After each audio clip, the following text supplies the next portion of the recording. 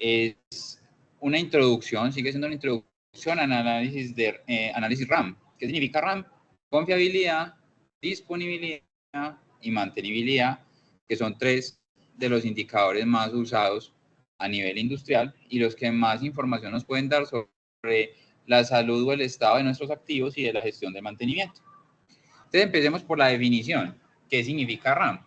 Entonces, esto es una metodología en general que lo que busca es evaluar el desempeño de los sistemas técnicos, entiéndase por sistema técnico, cualquiera de los activos industriales. Porque, por ejemplo, para hacer evaluación en un cultivo, se puede usar la misma metodología, pero con modificaciones. En la estructura de un edificio, se puede usar una metodología similar, pero con variaciones. Y lo que busca es generar estrategias que permiten optimizar no solamente los indicadores, sino que el sistema sea confiable, esté disponible, que sea sostenible y que en la medida de lo posible pues no vaya a afectar al medio ambiente. ¿Qué significa cada uno de los conceptos? Entonces, el primero, confiabilidad, también se entiende como fiabilidad. Confiabilidad o fiabilidad, para nosotros va a ser el mismo concepto. Entonces, miren la definición. Probabilidad de que un sistema funcione sin fallos durante un periodo específico.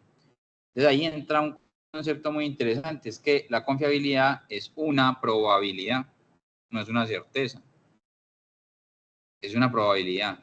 En esto no podemos tener certezas, es muy difícil porque siempre están los factores aleatorios, que es lo que vamos a empezar a trabajar hoy y mañana en estas primeras clases, que nos van a generar incertidumbre en los resultados, en las mediciones, y también pues hay que jugar con ellos, hay que vivir con ellos para tomar decisiones. Segundo concepto, disponibilidad. Proporción de tiempo que un sistema está operativo en relación con el tiempo total disponible. Entonces, es medir cuánto tiempo está operativo, o sea, funciona bien, funciona como el usuario espera que funcione, de acuerdo a sus capacidades, versus cuánto tiempo en total el activo se encuentra operando. En este caso se considera tanto el tiempo de funcionamiento como los periodos de mantenimiento o reparación. Ya vamos a ver más adelante que hay muchas formas de calcular la disponibilidad, hay muchas formulitas según lo que uno quiere evaluar. ¿Cuál sirve? Pues la que a uno le interesa, y si quiere calcularlas todas, las calcula todas. Lo importante es que eso le sirva para tomar decisiones. El dato y la fórmula está ahí. Y el tercer concepto es mantenibilidad. Entonces aquí dice que es la facilidad y la rapidez con la que un sistema puede ser reparado tras un fallo, lo que influye en la reducción del tiempo de inactividad o de indisponibilidad, ¿cierto? Entonces, la mantenibilidad nos da muestra de qué tan efectivo estamos siendo nosotros en las tareas de mantenimiento, en las ejecuciones de reparación. Nos da una idea de esa efectividad en las tareas de mantenimiento. El objetivo del análisis completo es optimizar la fiabilidad, disponibilidad y mantenibilidad empleando herramientas analíticas, como lo son, por ejemplo, los cálculos que vamos a hacer, los modelos estadísticos y simulaciones. Simulaciones es ¿qué? Usted tiene un modelo, existen muchos tipos de modelos, uno está acostumbrado a los modelos determinísticos, que es una fórmula como las leyes de Newton, las leyes de Maxwell, Bernoulli, son fenómenos conocidos con unas ecuaciones y leyes naturales conocidas que uno puede predecir el resultado. Pero también hay modelos que no son así, sino que a partir de los datos uno puede predecir. Y pueden ser modelos predictivos, matemáticos también. La herramienta de la matemática es como nuestro vehículo de transporte para hacer los calculitos, pero esos modelos nos permiten predecir y estimar cosas que podrían llegar a pasar a futuro. Y entonces, ¿qué es una simulación? Es emplear esos modelos en situaciones hipotéticas que se pueden materializar o no. Usted puede hacer una simulación, evaluar el resultado y decir, sí, así lo quiero hacer o no. Cambiemos algo, evaluamos el resultado y ahí sí ya estamos de acuerdo y ahí sí lo ejecutamos en la vida real. Entonces, eso es lo que es una simulación. La intención, tomar decisiones, maximizar eficiencia operativa y reducir costos. Yo creo que está claro que las empresas buscan este tipo de objetivos. Así trabajamos, entonces esa es como la intención. Esto no lo estamos haciendo porque es entretenido hacer cálculos. Esto lo estamos haciendo es con ese objetivo. Entonces, el cálculo, la fórmula, el procedimiento, yo se los voy a explicar. Pero eso no es lo importante aquí, usted tiene que aprenderlo a hacer, pero lo importante es usted qué hace con eso, cuáles son las estrategias que ustedes van a plantear con eso. Eso es como lo realmente importante. Entonces, esto permite garantizar el funcionamiento confiable y la confiabilidad también implica la seguridad. Y normalmente hablamos de activos críticos porque pues, no hay, digamos, tiempo ni recursos para hacer estos análisis con todos los equipos. Se podría hacer si uno tuviera todo un sistema muy completo, robusto, con muy buena información, que gracias a las nuevas tecnologías, los nuevos desarrollos en sensórica, pues estamos llegando a esos puntos, pero de todas maneras sigue siendo difícil debido a la tecnología.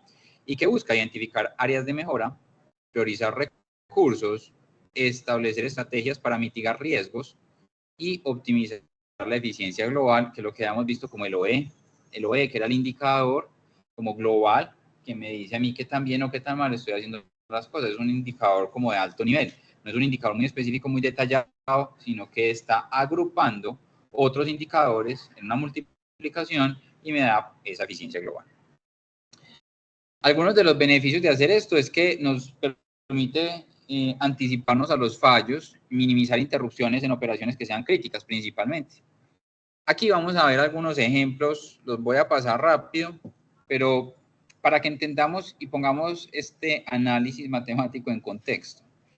En el sector petroquímico, un fallo inesperado en una válvula de seguridad en una caldera puede generar paradas no programadas que resultan en pérdidas económicas significativas y riesgos para la seguridad. ¿Qué hacemos normalmente cuando diseñamos calderas? Para evitar que si se daña la válvula de seguridad, pues no vaya a explotar, ¿ah? Poner otro elemento. Y entonces cuando usted pone 2 válvulas de seguridad, la probabilidad de falla se reduce a la mitad. Y si pone 3 y empieza eso a disminuir la probabilidad hasta que llega a un punto donde ya no es costo efectivo.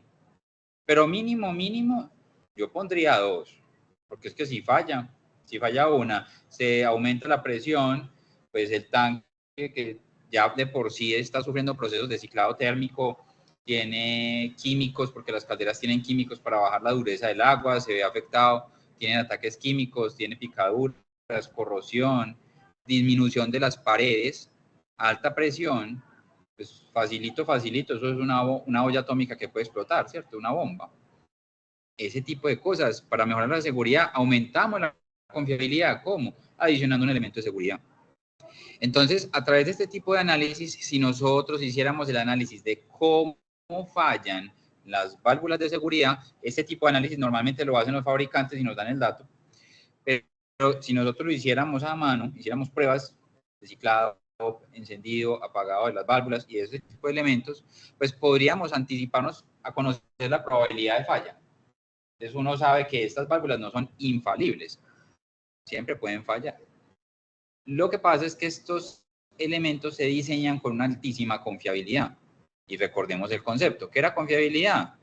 Entonces, probabilidad de un sistema funcione sin fallos durante un periodo específico. Por eso es que es bueno tenerla alto, para que las cosas no fallen.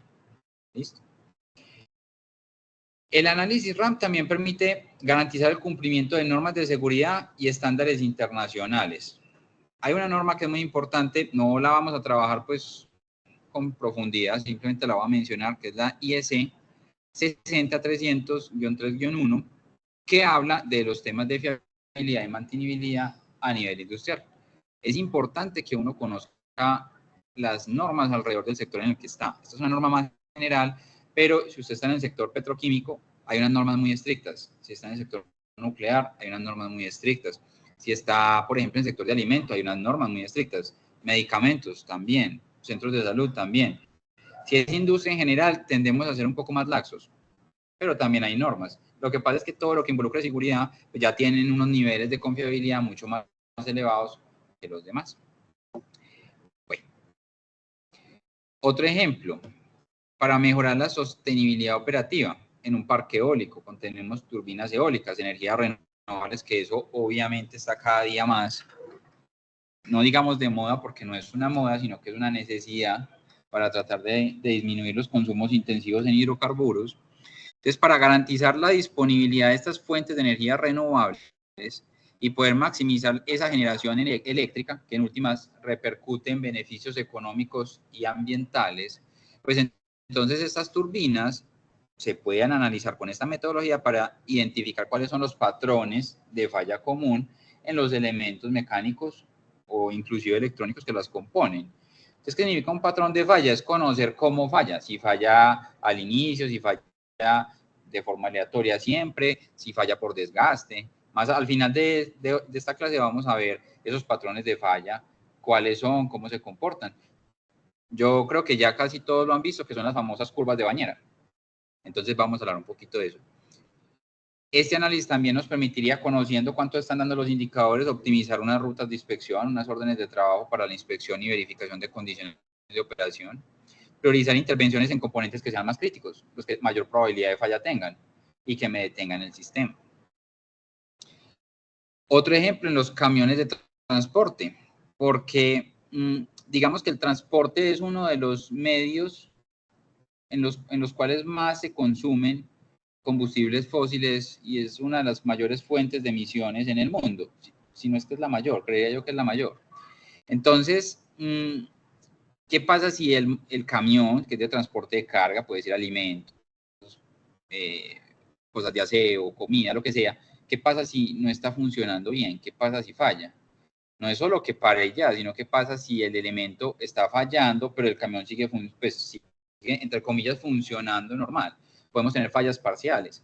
Entonces, estos análisis nos permiten también apuntarle a ese tipo de sistemas que, bueno, no solamente nos generan la conectividad que tenemos en las ciudades, sino que también tienen un impacto importante en el medio ambiente. Entonces, eso nos permite que optimizar el uso de recursos, en este caso, combustibles fósiles. Pues si ya el camión es eléctrico, también, porque es que la electricidad hay que generarla de alguna parte. Y en Colombia, por ejemplo, tenemos una matriz energética, digamos, responsable, donde tenemos la mayor fuente de generación en energía hidráulica, que está relacionada pues, con las centrales hidroeléctricas. Pero si usted lo mira a nivel de mundo, no. A nivel de mundo, el mundo consume principalmente carbón. ¿Por qué? ¿Por qué creen que se consume más carbón que otras cosas? Es muy barato, esa es la razón. ¿Y por qué es barato? Porque usted va caminando por la calle y cualquier piedra que levante sale un pedazo de carbón, porque hay mucha abundancia de carbón. Es fácil de extraer, entre comillas, fácil de procesar, y ya lo aprendimos a manipular. Entonces, digamos, el uso del carbón está muy extendido. Y hay otros combustibles también que se utilizan, como el diésel y todos los derivados pues, de los hidrocarburos, que ya hemos aprendido los procesos que se necesitan para poderlos utilizar. Entonces, bueno, esos eran tres ejemplitos, digamos, en un contexto general de por qué se podrían utilizar, pero cuando hablamos de estos indicadores tenemos que pensar que hay dos tipos de sistemas, de elementos, componentes, llámelo como lo considere pertinente. Los que son reparables y los que no son reparables. Entonces, empecemos con los reparables. Son los sistemas que pueden ser restaurados a su estado operativo tras un fallo mediante actividades de mantenimiento. Entonces, los sistemas reparables son aquellos que se puede recuperar su condición antes de fallo. ¿Qué característica tienen? Pues que están diseñados para que un mantenedor haga intervenciones durante su vida útil, ¿cierto? Este tipo de sistemas, elementos, componentes, son sostenibles y viables, porque claro, usted no se dañó y tiene que volver a hacer uno. Ejemplos típicos, todos los conocemos. Motores eléctricos, turbinas de gas, sistemas hidráulicos, sistemas de control automatizados, equipos médicos críticos. Entonces, cuando analizamos este tipo de sistemas reparables, vamos a ver que hay dos indicadores fundamentales, que es el tiempo medio entre fallas y el tiempo medio para reparar, que lo que buscamos es tratar de mejorarlos para poder garantizar que los activos funcionen adecuadamente. Si hay mayor tiempo entre fallas, mejor. Y si el tiempo para reparar es bajito, también mejor. ¿Cierto? El mismo nombre lo dice. Time to repair. Es un sistema reparable. En principio, usted no debería hablar de tiempo medio para reparar si el sistema no es reparable. ¿Cierto?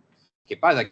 Que a veces tenemos sistemas grandes, componentes grandes que tienen piezas que no se pueden reparar, pero el componente sí, cambia la pieza. Entonces hay que aprender a diferenciar ahí como en el tipo de sistema que estamos analizando. ¿Y cuáles son los sistemas no reparables? Pues son aquellos que tras un fallo deben ser reemplazados completamente y no están sujetos a intervención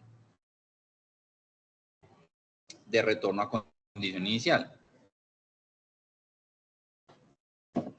El ejemplo más clásico de un sistema no reparable es el fusible. Pues el fusible, el más común es el eléctrico y también fusibles mecánicos. Pero el fusible eléctrico, ¿qué pasa cuando el fusible eléctrico funciona bien, hay una sobrecorriente y se quema? Hay que reemplazarlo. Entonces es un sistema no reparable. ¿Qué pasa con el airbag? Sistema no reparable. ¿Qué pasa con una válvula de seguridad en una caldera? Bueno, hay válvulas que se podrán reparar, pero en general pues no es como muy recomendable, ¿cierto? Depende, pues, ahí sí depende. Hay unas que sí, unas que no.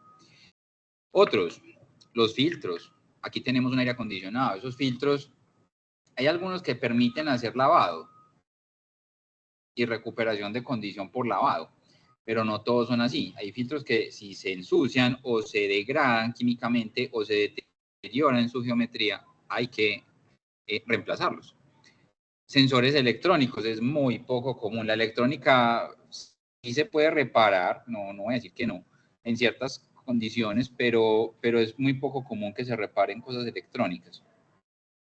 A no ser de que sea una tarjeta grande, que tenga muchos componentes, que sea muy costoso, que la persona que esté manteniéndolo lo sepa hacer, porque esa es otra. Pero en general, y ya cada vez pues con el desarrollo de los sistemas que vienen ya más herméticos, uno cambia la pieza, cambia directamente la pieza. Y algunas piezas aeroespaciales. Ahí pues la confiabilidad sí está en otro nivel. ¿Listo? Entonces tenemos dos escenarios, sistemas reparables y sistemas no reparables. Los primeros requieren estrategias de mantenimiento predictivo y correctivo. Ejemplo de eso, todo lo que tiene que ver con sistemas de medición IoT para medición de estado y monitoreo en tiempo real. Los sistemas no reparables ya no van a depender tanto de mantenimiento, sino de un buen diseño, que se seleccionen bien los materiales, que se diseñe bien, digamos, desde el punto de vista estructural, de que se operen bien. Entonces, nosotros como mantenimiento tenemos que cuidar los dos, sino que tenemos dos estrategias diametralmente opuestas para cada uno de los casos. En una es intervenga y recupere la función, en la otra es cambie completamente y deseche adecuadamente. Hay que hacer una disposición final que sea responsable con el medio ambiente. A ver, aquí hay algunos ejemplos. Una planta, estos son datos reales, sacados pues de casos que en lo personal pues me ha tocado trabajar. Son genéricos, pero los datos sí son reales. En una planta de ensamblaje de vehículos que produce 500 unidades diarias, un fallo en un robot de soldadura, como los que vimos en la diapositiva anterior, con un tiempo de reparación promedio de 3 horas, podría detener toda la línea y generar pérdidas económicas de aproximadamente $100,000 por cada hora de inactividad, ¿cierto? Entonces, ¿qué tenemos que hacer? No, el robot, hay que hacer, como es un sistema reparable, monitoreo continuo, monitoreo e inspecciones para lograr identificar cuál es la condición, el estado, y si vemos que la condición se está afectando, intervenir antes de que ocurra un fallo, ¿cierto? Otro, tren de alta velocidad, como por ejemplo los que hay en Europa y Japón, aquí pues en Colombia no tenemos eso. Tienen estrictos cronogramas y requieren componentes como motores de tracción, sistemas de frenado, señalización que funcionen sin interrupciones. ¿Qué pasa cuando, por ejemplo, en la ciudad de Medellín hay un fallo en el sistema metro? Tenemos una única línea, pues una línea principal, no, la verdad hay como 15 líneas, pero tenemos una línea principal. Si una de esas líneas se ve afectada, no solamente es que se para el servicio, es que la ciudad colapsa. Absolutamente toda la ciudad. Usted puede movilizarse en cualquier otro medio de transporte, igual va a tener dificultades de movilidad. Es un cuello de botella que tenemos en esta ciudad y a muchas partes pasará lo mismo. Un operador ferroviario que gestiona 50 trenes diarios podía enfrentar pérdidas superiores a $50,000 por retraso de 15 minutos. Entonces usted perder $50,000 en 15 minutos porque el tren está parado. es mucha plata, ¿cierto? El transporte aéreo es otro clásico ejemplo de esto. ¿Cuánto vale tener una aeronave detenida? Un montón de dinero, ¿cierto? En el sector salud hay equipos especializados como los tomógrafos. Aquí, cuando nosotros tenemos programada una cita de tomografía, no sé si a alguien le ha tocado o que acompaña a un familiar, ¿a qué hora se la programan? Lunes a las 2 de la mañana. Y usted, pero esta gente, ¿por qué trabaja a las 2 de la mañana? Esos aparatos trabajan 24 horas al día para poder librar la inversión. Son equipos absurdamente costosos. Y el costo también por operarlos es alto. Son intensivos en consumo energético. Eso inclusive tiene pues su propio transformador de aislamiento porque también son equipos muy sensibles. Hay que entender que lo que tenemos ahí es un equipo de altísima tecnología. Eso pues para nosotros es una cámara, uno entra en una camita, escucha unos ruidos, sale, pero eso, la tecnología que hay ahí es de la NASA, eso es de otro nivel de tecnología. Entonces son equipos que son altamente críticos. Un repuesto de esos, aparte de que tiene un costo elevado, se demora para llegar. Otro muy importante, los que tenemos en UCI, por ejemplo, los ventiladores mecánicos. ¿Qué pasa si la confiabilidad de un ventilador mecánico, una persona está respirando porque hay una máquina que lo está ayudando a respirar? ¿Qué pasa si ese equipo se daña en pleno funcionamiento? Se muere la persona. ¿Qué pasa con un marcapasos? Entonces son equipos que se tienen que diseñar y mantener y garantizar altísima confiabilidad. Una turbina, por ejemplo, de generación eléctrica, pues ya ahí depende de la capacidad, puede tener pérdidas entre $2.000 y $5.000 diarios si permanece inactiva por un fallo mecánico. Pueden ser más, realmente. Yo creo que ahí el dato está muy, muy subestimado. Una granja fotovoltaica, ahora que ya hay muchas zonas no interconectadas que dependen de energías renovables. En una excavadora hidráulica, 5 millones, esos sí son de pesos, pueden requerir reemplazos regulares de filtros hidráulicos cada 1.000 horas de operación.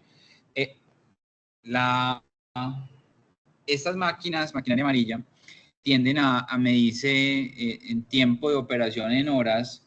¿Por qué? Porque no tiene sentido medirse en kilómetros, porque normalmente trabajan estacionarias donde no hay avance en kilómetros, sino que son accionando sus mecanismos, sus sistemas hidráulicos, ¿cierto? Entonces se miden normalmente en horas.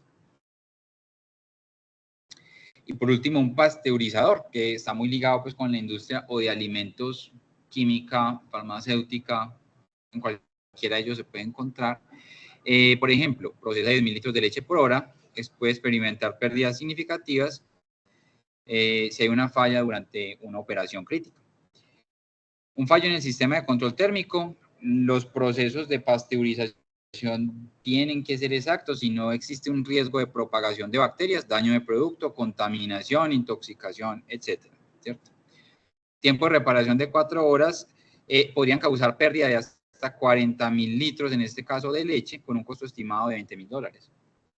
Entonces, claro, hay que ponerle siempre un número de cuál es la consecuencia de no hacer las cosas bien, para poder tener claro por qué es importante hacer las cosas bien y justificar por qué lo que estamos haciendo se requiere, se necesita y agrega valor a la empresa, que muchas veces no lo hacemos ver así en el sector industrial.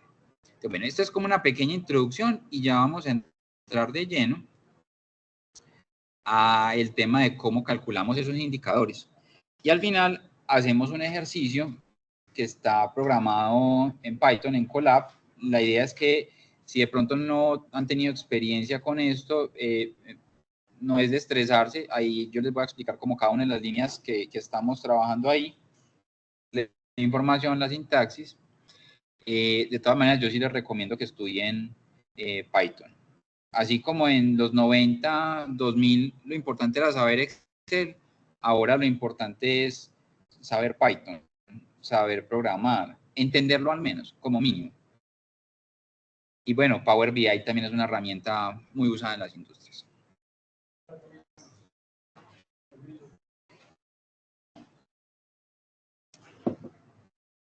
De los indicadores que vamos a aprender a calcular hoy Son métricas que nos permiten analizar y tomar decisiones. ¿Cuáles son? MTBF, Mean Time Between Failures, tiempo medio entre fallas. El segundo, tiempo medio para reparar, MTTR, Mean Time to Repair. Tasa de fallos y disponibilidad. Cada uno tiene una manera distinta de calcularse y durante esta y las próximas clases vamos a aprender otras formas de hacerlo, empleando ya estadística, probabilidad, porque acuérdese que cuál era la definición de confiabilidad, era una probabilidad.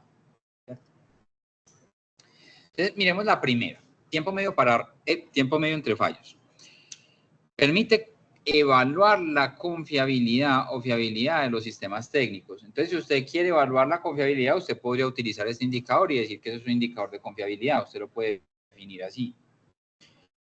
¿Cómo se define? Mide el tiempo promedio que transcurre entre fallos consecutivos bajo condiciones normales de operación, proporcionando una métrica cuantitativa que permite identificar tendencias de fallos y diseñar estrategias para mejorar la continuidad operativa de los activos. ¿Qué pasa? El tiempo medio entre fallas no necesariamente es constante. No es que el equipo falle cada 3 semanas y cada 3 semanas así de una manera periódica, exacta, sagrada, como las fases de la luna ocurra. No, así no ocurren. Esto es un promedio, por eso se llama mean time, tiempo medio. ¿Cierto? Es útil para sistemas reparables. ¿Por qué? Porque fallan varias veces durante su ciclo de vida. Los sistemas no reparables pues fallan y hay que reemplazarlos. Ahí miremos una gráfica y miremos cómo en esta gráfica se está definiendo el MTBF. Se está definiendo entre el momento en que el sistema está operativo hasta que falle. Y luego hay un tiempo donde se repara y luego otra vez el sistema entra en operación y luego vuelve a fallar. Esos cuadritos no son del mismo tamaño necesariamente. Puede que sí, o puede que sí sean parecidos, pero no. Eso no es que sea ideal o no ideal. Lo ideal sería que no fallara, ¿cierto? Entonces, lo ideal sería que no hubieran esos baches. Pero lo que les quiero ver es que esto es una imagen, esto es algo esquemático, no es lo real. Hay veces pueden pasar 2 años sin que fallen y en un mes falla 5 veces. Y el tiempo medio entre fallas le va a dar una distribución uniforme, porque al sacar un promedio tenemos una distribución uniforme de las fallas en el tiempo. ¿Listo? Medición del tiempo total operativo. Entonces, este está definido como el tiempo acumulado durante el cual el sistema está funcionando correctamente entre fallos, excluyendo los periodos de inactividad debido a mantenimiento programado, reparaciones o paradas no relacionadas con fallos. Entonces, miren que acá el tiempo total operativo no me va a comprender ni los mantenimientos programados, ni las reparaciones que también pueden ser programadas, pensadas con el fin de mejorar la máquina, con el fin de atender otras situaciones que a veces ocurren en las empresas o paradas que no estén relacionadas con fallos. La fórmula es muy simple, es sumar los tiempos en los cuales él se encuentra operando. Eso es todo, sumar los tiempos en el cual el activo se encuentra operando. Normalmente se da en horas, y lo que hace es que suma todos los intervalos durante los cuales el equipo pues, no está detenido, no está fallado.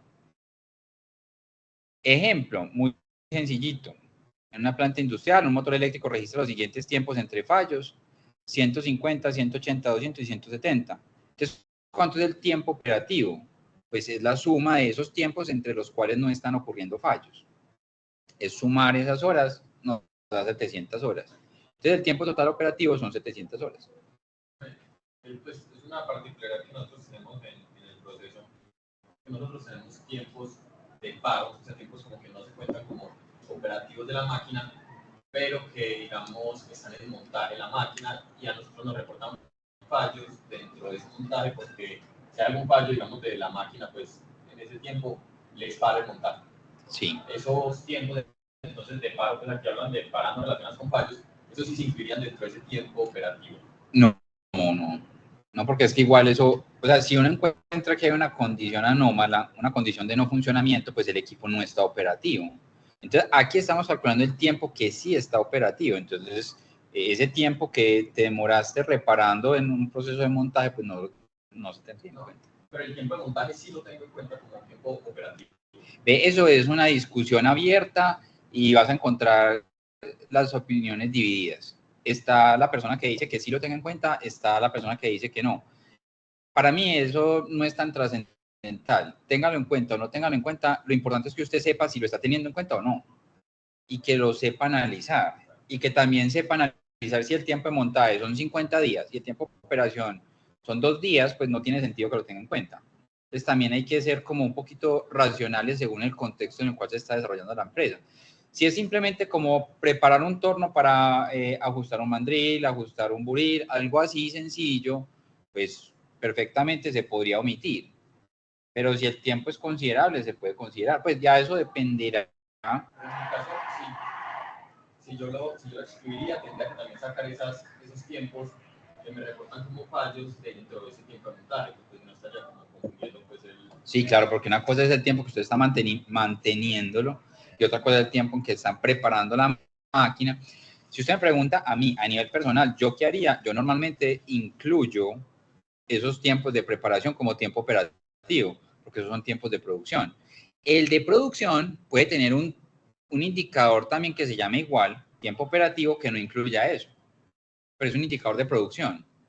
Entonces uno puede tener dos indicadores que se llamen igual, tiempo operativo, y que en uno se considere en mantenimiento, podemos considerarlo como eso sí, y que producción no, porque producción puede decir, no, yo solamente considero mi tiempo operativo desde que la máquina ya está encendida y empieza a producir mi primera unidad hasta que la máquina se detiene y deja de producir mi primera unidad. Pero el cambio es, ellos para qué les interesa saber eso, versus a nosotros de mantenimiento que nos interesa saber.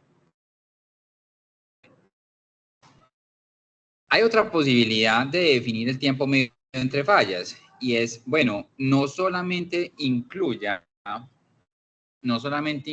los tiempos en el cual está detenido, sino que exactamente en el momento en que el equipo falla, empiece a contar el tiempo hasta que el equipo vuelve a fallar.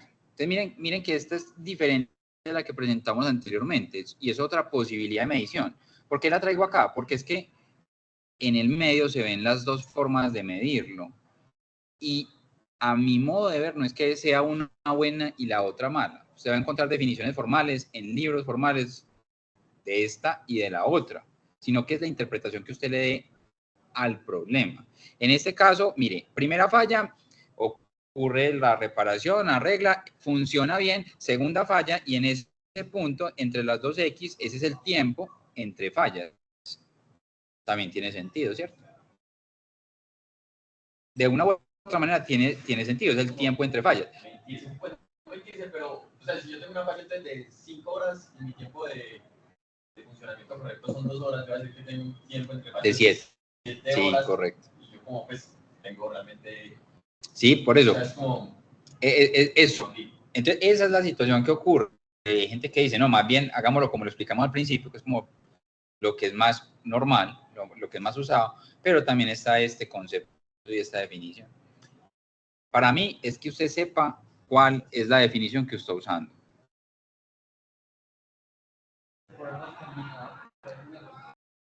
No se puede, sí, claro, no se puede combinar. Si usted, por ejemplo, en un activo está midiendo de una manera y en el otro está midiendo de otra, usted lo que está haciendo es un salpicón de frutas ahí que no, eso no son comparables. Exactamente, sí, esa es como la situación, no serían comparables. Uno tiene que estandarizar la medida. Bueno, hemos hablado de fallas, pero ¿qué significa una falla? Entonces ahí viene un concepto que puede que lo hayan introducido en algún otro de los cursos, pero pues para este curso esta va a ser nuestra definición de lo que se entiende como falla. Es cualquier evento que interrumpa la funcionalidad esperada del sistema y requiere intervención para su resolución. Así lo vamos a definir en este contexto, el concepto de falla. ¿Alguien tiene de pronto alguna otra interpretación? Tengo una duda entre fallo funcional y fallo crítico. Pues digo que en algunos casos pueden ser... Lo mismo. Sí. Claro, es que el problema con mantenimiento es que a veces le metemos más semántica que realmente lo que importa. Fallo funcional es que no está cumpliendo la función, ¿cierto? ¿Y fallo crítico qué es? Pues que no cumple la función, normalmente se entiende como que genera una consecuencia seria en seguridad o medio ambiente. Eso es lo que uno entiende como fallo crítico, ¿cierto? Pero esa criticidad pensada desde seguridad y medio ambiente. Pero con seguridad, si hay un fallo que le tiene la máquina, operaciones, va a decir, ah, no, eso es muy crítico. Entonces, ese concepto de crítico hay que también definirlo bien. Para usted, ¿qué es crítico? ¿Qué entiende por criticidad? Pérdidas económicas, pérdidas de vida, contaminación. Digamos que son los tres elementos básicos para hacer análisis de criticidad. Pues dependerá. Los fallos funcionales ocurren cuando el sistema no cumple con su función principal. Cuando hablamos de mantenimiento centrado en confiabilidad, el famoso RCM, hablamos de que existen funciones primarias y secundarias. Primaria es la razón de ser del equipo y las secundarias son algunas accesorias que también vienen incorporadas con el equipo. No es un curso de RCM lo que vamos a ver aquí, pero ejemplos de funciones secundarias está clarísimo el caso de lo que usted tiene en un carro: aire acondicionado, radio, musiquita, calefacción. Son funciones secundarias. La función principal es transportar a una persona del punto A al punto B a una velocidad promedio de tanto. Pero una función secundaria es permitir que el usuario esté relajado y tranquilo en el carro, con musiquita, con aire, ¿cierto? ¿Qué pasa si se daña el aire? Maluco, en Colombia, maluco, pero no pasa nada. Ah, pero es que usted está en Dubái, usted está por allá en Arizona, donde se le daña el aire acondicionado. El carro no sirve, está completamente inhabilitado para funcionar. Entonces, mire que el contexto operacional importa para definir las funciones, cuáles son realmente principales y cuáles no. Ejemplo, una bomba de agua que no genera flujo debido a una obstrucción en el impeller o impulsor. Eso es una falla funcional de una función primaria. Fallos parciales se refieren a aquellos que están relacionados con funciones secundarias. El sistema sigue operando con su función principal, pero con una eficiencia o capacidad reducida. Por ejemplo, un motor que pierde potencia debido a un desgaste en los rodamientos. Usted puede llegar a una empresa que dice, no, si perdió potencia, para mí eso es una falla crítica, una falla funcional. Ya eso y nada es lo mismo. Apague lo que no me sirve así. Entonces, eso va a cambiar según el contexto. Se dice, no, pues va despacio, producimos menos, pero no importa, sigue, entre comillas, funcionando bien. Eso dependerá de quién haga la definición de qué es crítico o no, de cuál es la función principal y de cuál es el contexto operacional. Fallos críticos impactan significativamente la operación general del sistema, una parada total de una turbina de gas en una planta de energía. No se consideran fallos del sistema lo siguiente: paradas planificadas. Eso no es un fallo, es una parada planificada. Errores operativos causados por el mal uso, como sobrecarga en configuración incorrecta. ¿Qué es lo que sucede? Eso sí, nosotros como mantenedores lo atendemos como una falla y habrá que hacer una corrección. Pero eso no es una falla intrínseca del equipo. Entonces, si se la cargamos como falla intrínseca es como propia del mismo. Entonces, le estaríamos adjudicando una causa que no le corresponde, sino que fue un error de operación. Entonces, hay veces sí las incluimos, hay veces no. Eventos externos, por ejemplo, interrupción en el suministro eléctrico, condiciones ambientales extremas. No se deben imputar como parte para este análisis del sistema, porque claro, son factores externos. Ah, pero paró la producción, sí, claro, obvio. Pero no fue el equipo. Entonces, si se lo anotamos al equipo, el equipo va a quedar falseado, las métricas van a quedar falseadas con datos que no le corresponden a él. Y podemos tomar decisiones incorrectas. ¿Hay que reportar eso? Sí. ¿Hay que atacarlo? Sí. ¿Causa RAE? Sí, pero no se lo adjudiquemos al equipo. Bueno. ¿Cómo se calcula el tiempo medio entre fallas? El tiempo total operativo sobre el número de fallos observados.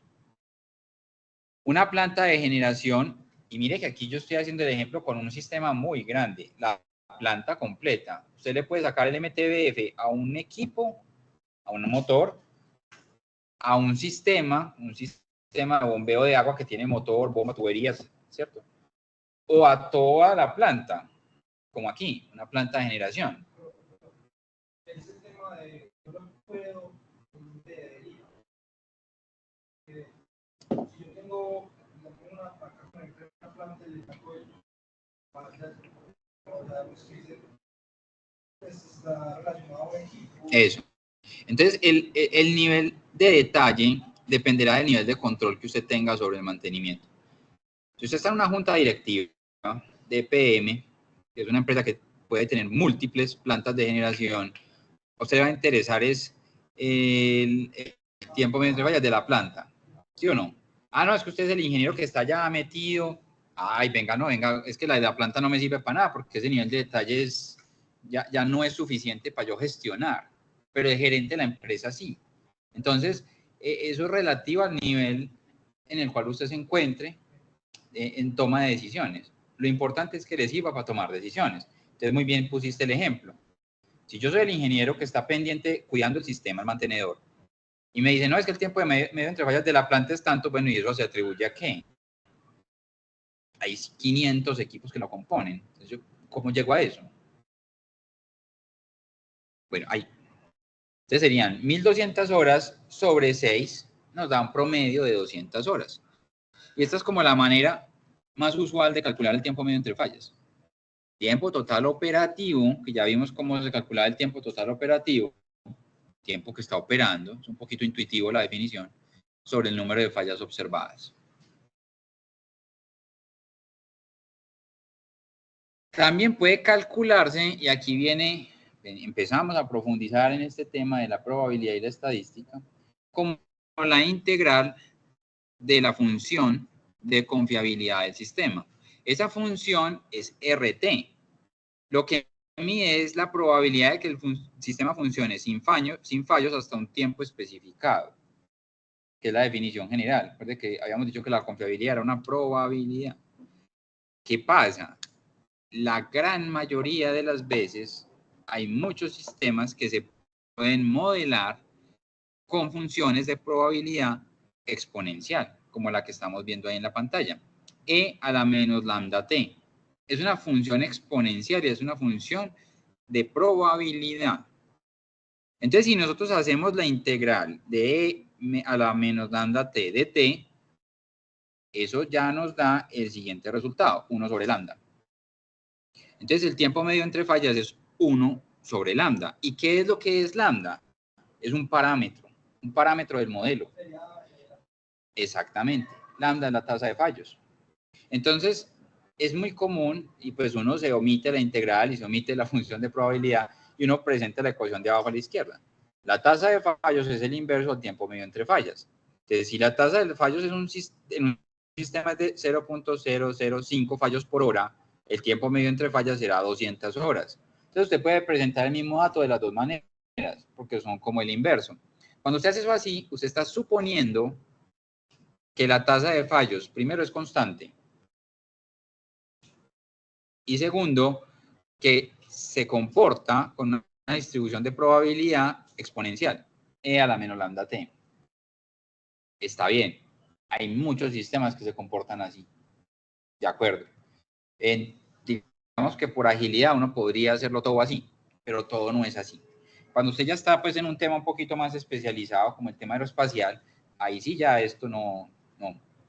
Si usted está en un tema muy general, muy de industria, pues sí, todo lo puede trabajar así, pero es una suposición grande, que le puede funcionar y puede encontrarse con equipos que no.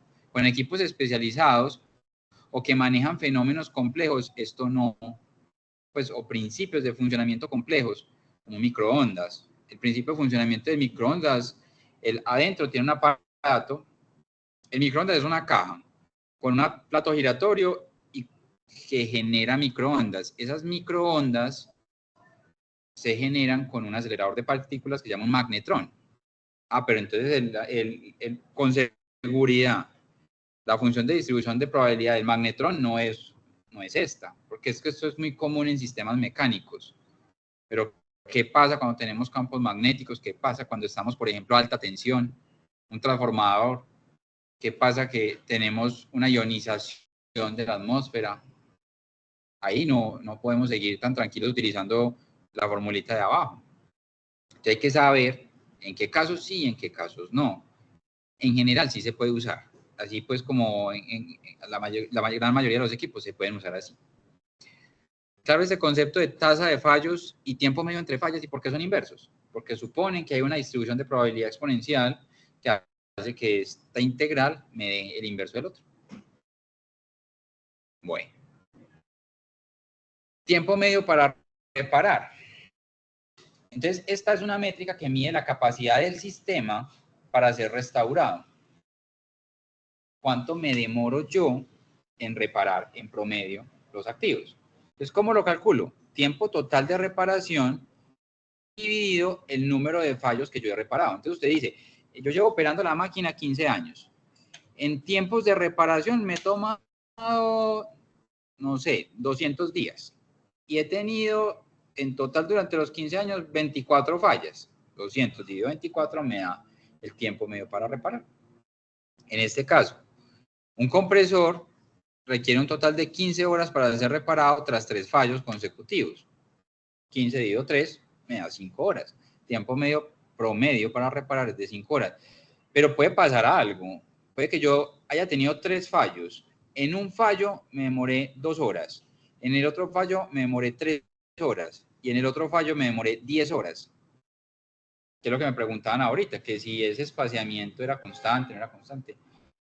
Esta información no me la va a dar este indicador, porque este indicador me mete todo en una bolsa y me la divide. Sí, claro. Los valores específicos y reales pueden cambiar. Sí, pero como este es el promedio, implica que tengo valores por encima y valores por debajo. Al ser un promedio, sí. Uno no puede saber con certeza cuántos por encima y cuántos por debajo, ¿cierto? Porque puedo tener datos atípicos también. Lo que pasa es que con 3 datos, pues uno no es un dato atípico. Si tengo 1000 datos y hay uno que tiene 500 horas y los otros son de 1 hora, el de 500 horas es un dato atípico y hay que analizar por qué. No es que lo excluya o lo puede excluir, pero hay que analizar por qué.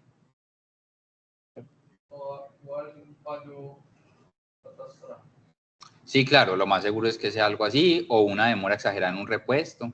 Ya uno tiene que tomar la decisión. ¿Meto el dato ahí para que me incremente el promedio o no? O simplemente lo saco, lo dejo como un outlier, como un dato atípico y mantengo el promedio de lo otro. Y genero una estrategia para que no vuelva a pasar eso puntual. Factores que afectan el MSTR, disponibilidad de repuestos, lo que acabo de mencionar. Hay veces, si nosotros tenemos que repararlo, pues hay que contar el tiempo en que el equipo está detenido porque lo estamos reparando. Y si el repuesto demora 3 meses para llegar, pues anótelo ahí. Experiencia del personal técnico fundamental. Mientras más experiencia y más cualificado esté, menos se va a demorar. Mientras más inexperto y menos preparado, más se va a demorar.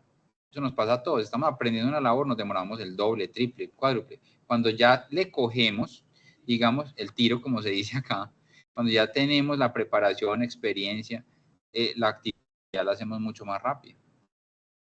Accesibilidad al sistema. También pasa que hay veces hay reparaciones que implican hacer un desmonte exagerado del equipo, o que sea muy difícil acceder a la parte del equipo que hay que intervenir, o al mismo equipo, ¿cierto? A mí una vez me pasó, se me dañó un extractor de aire, y ese extractor de aire era fundamental, porque era un extractor de aire de un baño, pues de los baños, en un lugar donde tenemos unas urgencias, eso está cerrado, pues las urgencias tienden a estar cerradas, no es que tengan ventilación natural, sino que tienen un sistema de aire acondicionado y un sistema de extracción. Y los baños es fundamental que le hagamos una extracción rápida y adecuada porque pues hay gente que llega con virus aéreos, respiratorios y bueno, lo que no hay que explicar más. Entonces, se dañó el aire acondicionado, la parte de la extracción. ¿Qué pasó? Para poder reparar el sistema, el daño fue una bobada, fue que se reventó la banda. Eso tiene una poleita con un motor, banda, y así se mueve el extractor. El lugar donde estaba el extractor era, en fines prácticos, inaccesible. Estaba puesto como en una terraza, en un tercer piso, de cara a la calle.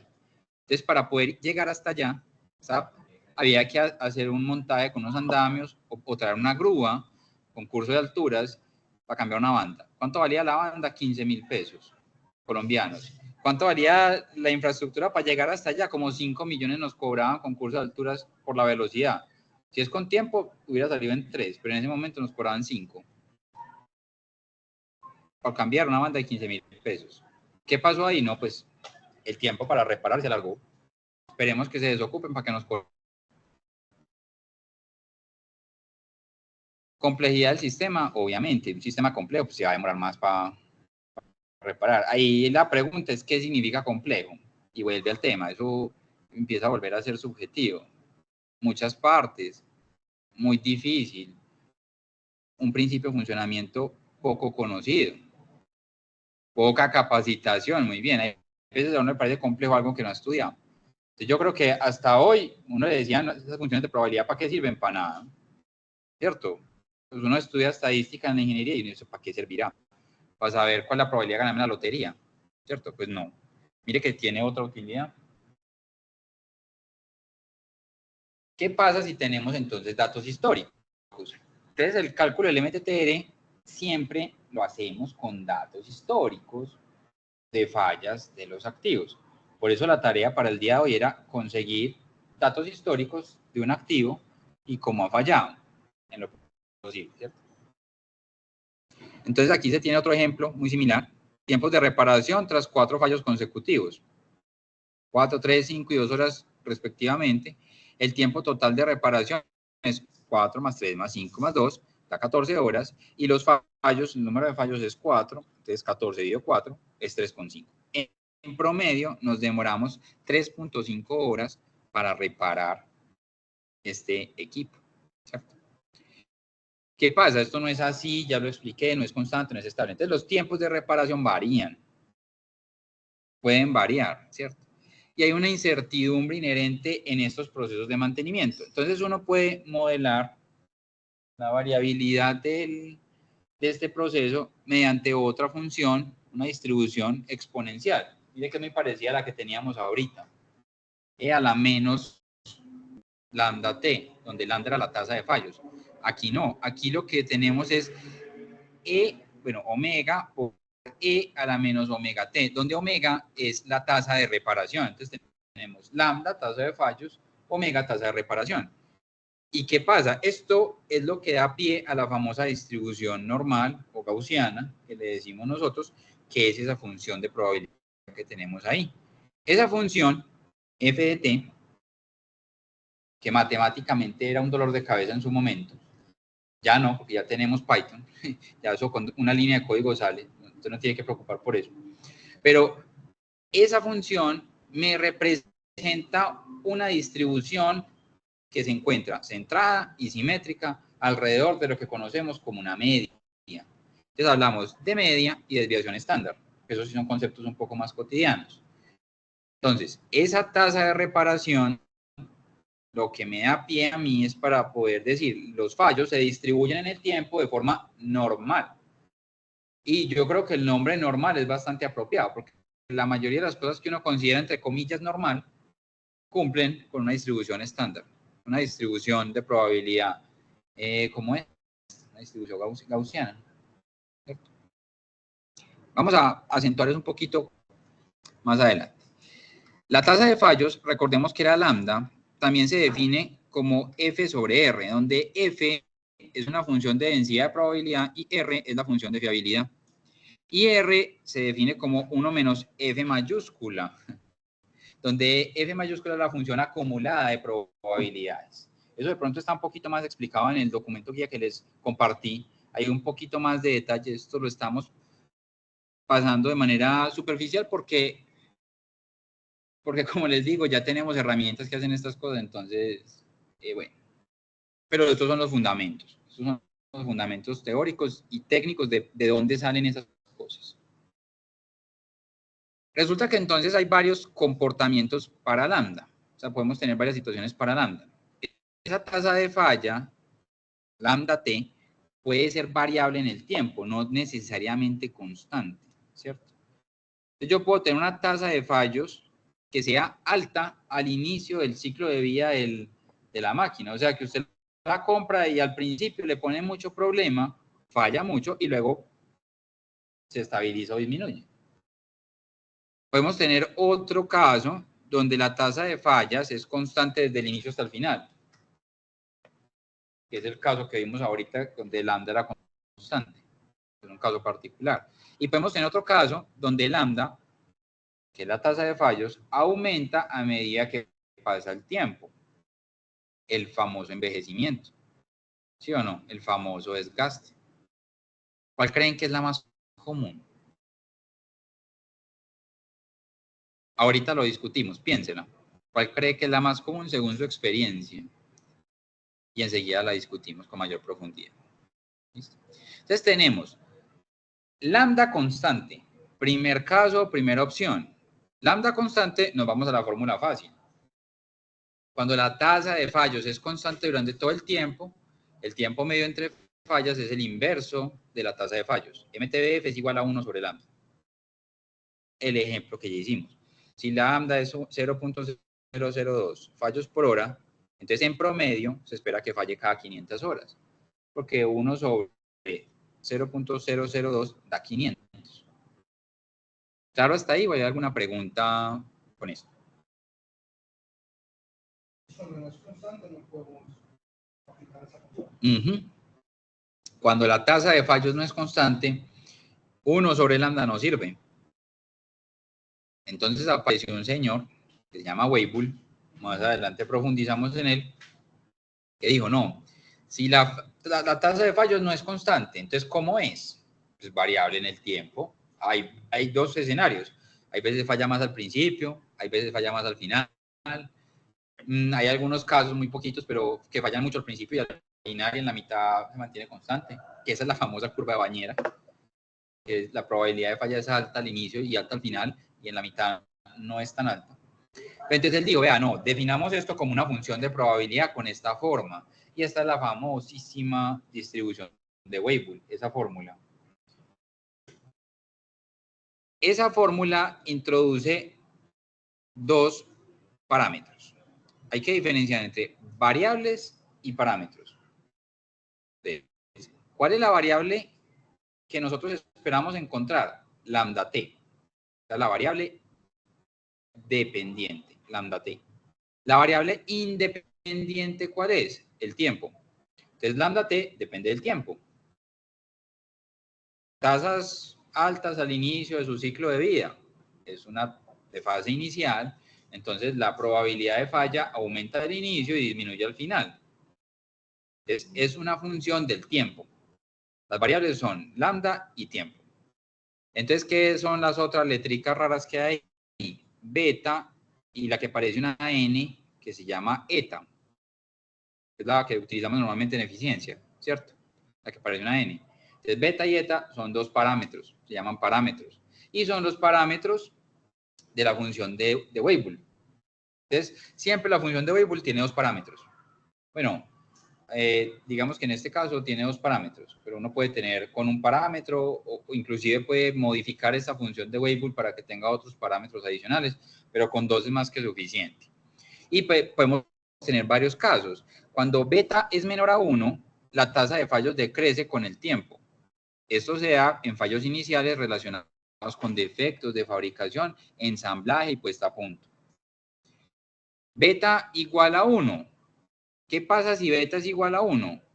Esa formulita de arriba reemplacen ustedes beta por 1, que le queda 1 por n a la menos 1 elevado a la 1 menos 1 da 0, 1 menos 1 da 0, t a la 0 da 1. Conclusión, eso le queda un valor constante, eta. Si usted reemplaza beta por 1, le queda un valor constante. Entonces, si beta vale 1, estamos hablando de una tasa constante de fallos. Y si beta es más grande que 1, que es el parámetro beta, la tasa de fallos aumenta con el tiempo, indicando que los fallos son más probables a medida que el sistema envejece. No se me estresen por la fórmula, por favor. Simplemente es para entender de dónde viene esto. Si usted me entiende el texto que hay aquí a la izquierda, ya entendió esta diapositiva. La fórmula es una fórmula, ahí está. El día que la quiera profundizar, ahí va a estar. Pero entendamos el concepto. Sí, es de las más utilizadas, digamos que es convencional, porque ya con lo que viene ahora, o lo que estamos ahora con Machine Learning, esto está empezando a, no a perder validez, pero no sé, pues digamos que ya tenemos otras herramientas mucho más poderosas. Ya con Machine Learning tenemos más redes neuronales, las convolucionales, ya tenemos muchas más herramientas poderosas para poder predecir fallas, sin recurrir a esto. Esto es estadística, esto ya viene a ser clásico. Y mire que aunque sea clásico, casi nadie lo usa. Es como las leyes de Newton, las leyes de Newton son clásicas, eso es mecánica clásica, esa no es la de verdad, es inexacta. La que es más exacta hasta el momento es la mecánica relativista, que nosotros no la usamos. Los que lanzan cohetes, pues sí, pero nosotros no.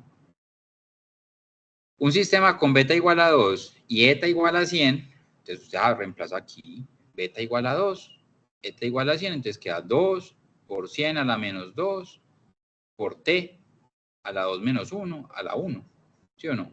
Eso es una formulita, es una línea recta. Entonces usted reemplaza ahí y le queda la función 0.0002 por t, al reemplazar los parámetros.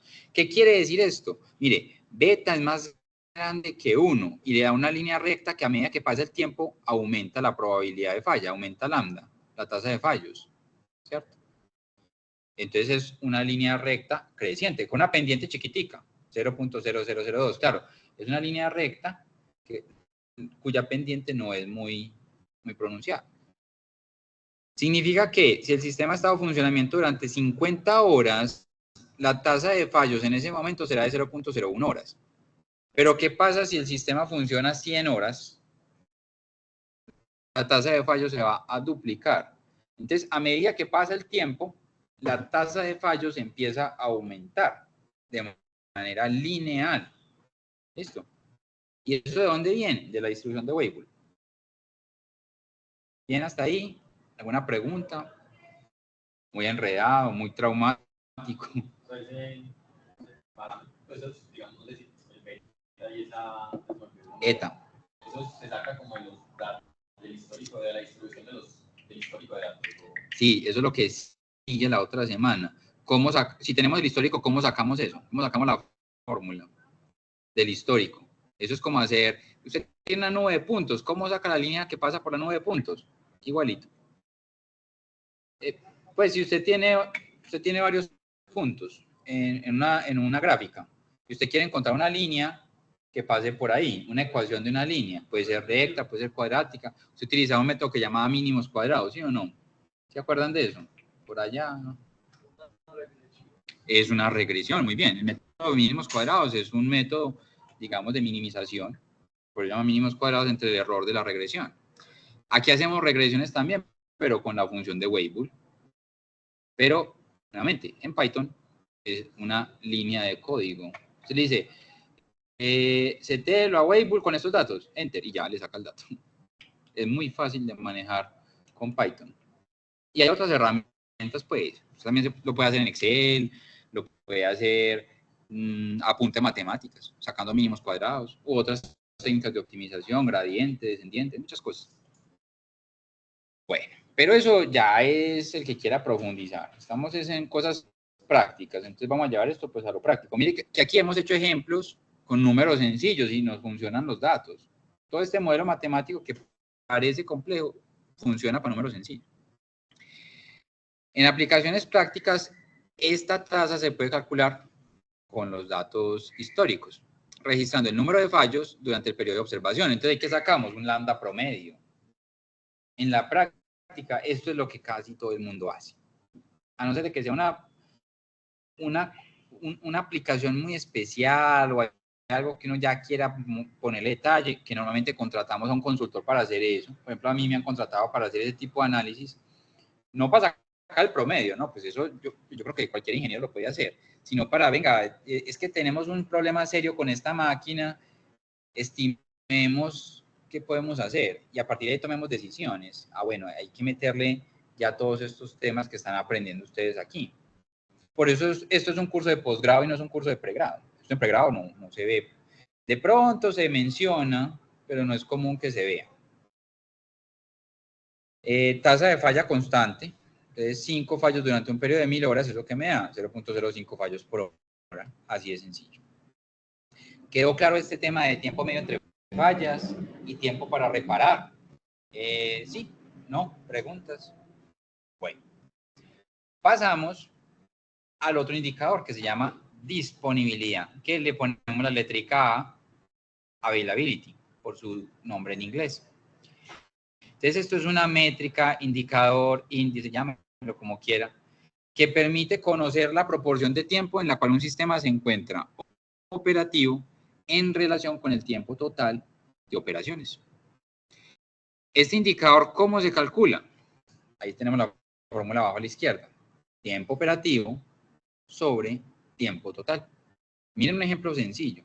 Una máquina funciona 950 horas de un total de 1000 horas. La disponibilidad operacional, dile que le pusieron un apellido operacional, será de 950 sobre 100.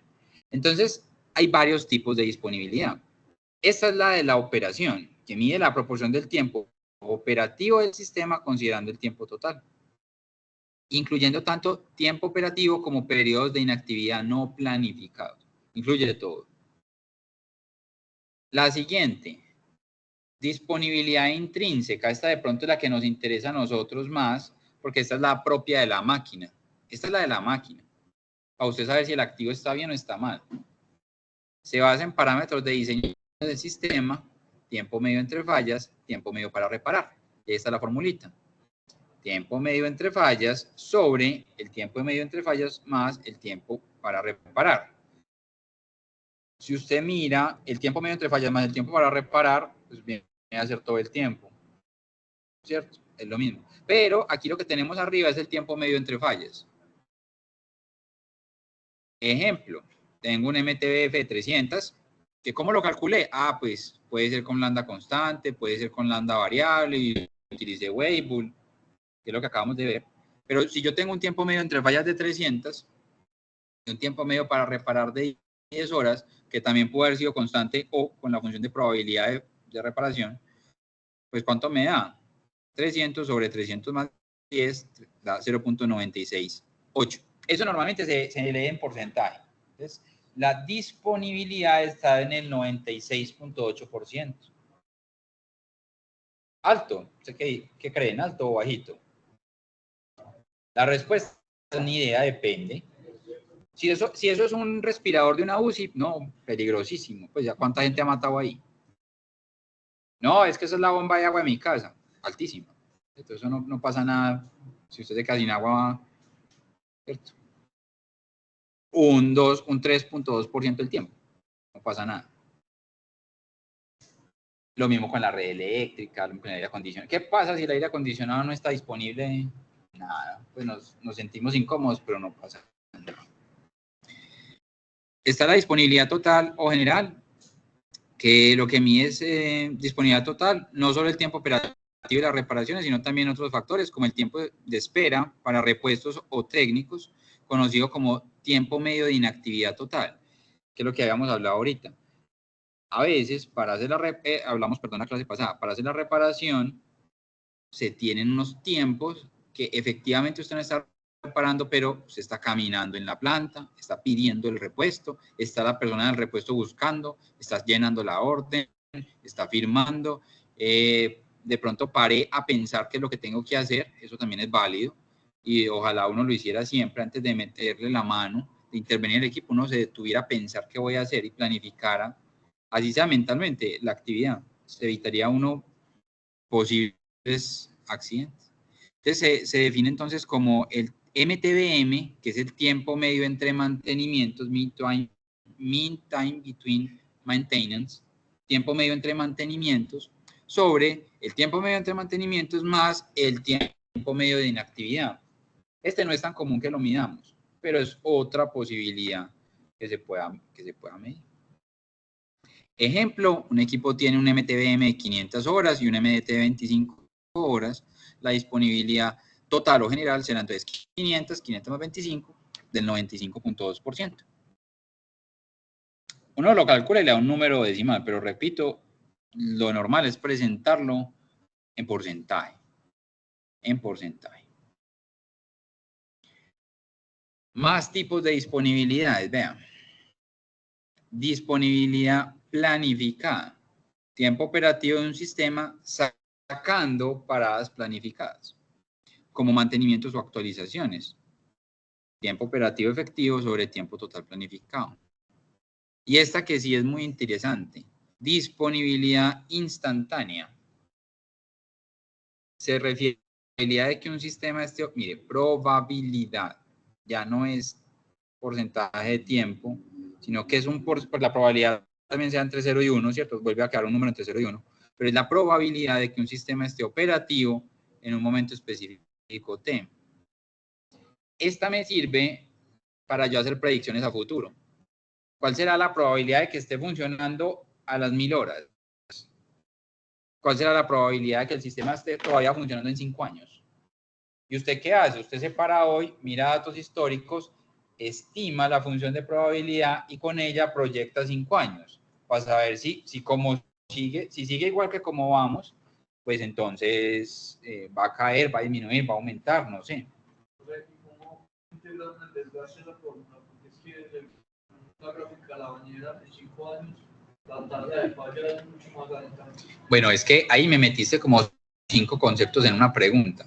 ¿Cómo integro el desgaste en esta fórmula? Y la gráfica de la bañera dice que el desgaste aumenta. Es que la gráfica de bañera es una forma como los equipos o los elementos fallan. Ahorita llegamos a ver esos dibujitos y explicamos un poquito eso para dar mayor claridad.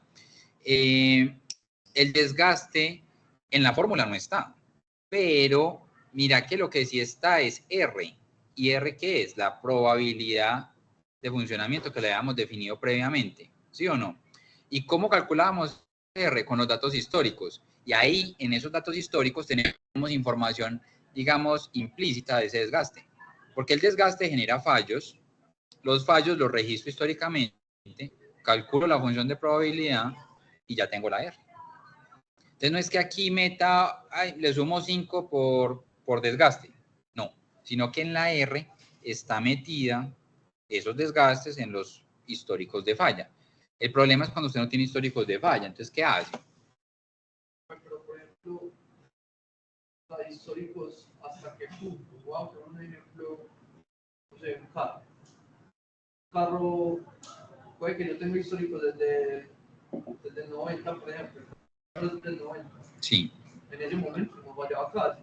Ajá. Pero en ese momento un carro del 90 falla más. Sí, claro. Entonces, ¿el histórico qué es? Usted anotar cuándo falló, cuánto tiempo se demoró reparando, cuándo falló, en cuánto tiempo demoró reparando. Bueno, desde el 90 hasta ahora. Arriba, pues. Eso es lo que la mayoría de la gente cree. Pero una cosa es lo que uno cree y otra cosa es lo que le dicen los datos. Porque desafortunadamente muchas veces nosotros no nos centramos y no tomamos decisiones basadas en la información y los datos, sino que tomamos decisiones basadas en las creencias, sentimientos e intuiciones. Y a veces funcionan. En el caso del carro, un carro pues mecánico, sí tiende a tener mayor número de fallos con el tiempo. Estamos completamente de acuerdo. Pero yo no he visto una empresa que se dedique a hacer esto in-house y saque estas probabilidades. No la he visto, a no ser de que sea un fabricante. Los fabricantes sí hacen esto. Los fabricantes hacen pruebas aceleradas de uso y te sacan estas curvas. Y por eso es que las... Exactamente, porque claro, el negocio de ellos es ¿cuál? La garantía. Entonces te dan, tiene 5 años de garantía y resulta que es que la tasa de fallos hasta los 5 años es mínima y ahí para adelante empieza a crecer exponencial. Cuando usted va y compra un bombillo, bueno, una luminaria, pues para ser más técnicos, vaya a Home Center y mire cuántos ciclos de garantía tienen, hasta 10 años.